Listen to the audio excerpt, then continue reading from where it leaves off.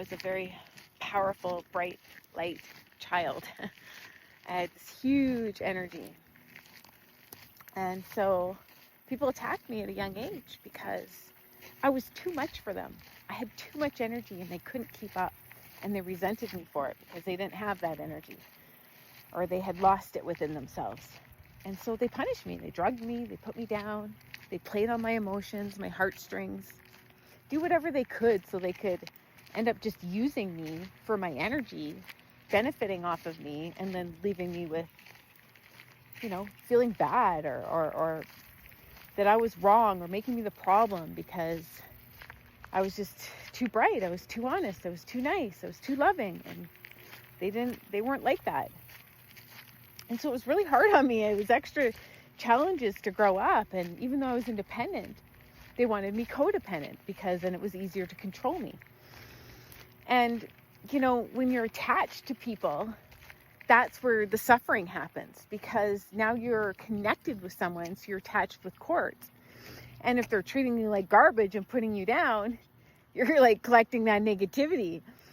And when they leave, then you feel lonely or bad about yourself because, they've gaslit you or convinced you or programmed you that you need them, but that you don't deserve to be treated good. But that's not the truth. They purposely did that to you, and you have to recognize this. People say, oh, I want my ex back. But why would you want somebody that treated you like garbage? It's better to be alone than to be connected with someone that makes you feel like garbage, But you were in love with the idea you had of them, not actually who they were, because they knew what they were doing. So why would you want somebody back that purposely chose to hurt you? It doesn't make any sense. But we get caught up in these mind loops and these mind games, and then feel bad about ourselves and set breadcrumbs and lower our energy and our frequency to allow someone else to walk all over us. No, we have to stand our ground and say, no, I deserve better. I'm not going to put up with that. Thank you for showing me who you are. Bye. Cut the cords. People think, well, if they ghost you or they ignore you, that's going to make you want them more. No, that's going to be like the easiest way for me to see exactly who they are and let them go even faster, because I know God's going to send me someone that's going to treat me right from the start.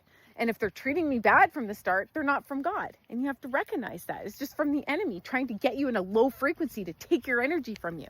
So we have to wake up to this, become independent, and only attach to people that are pouring back into us equally.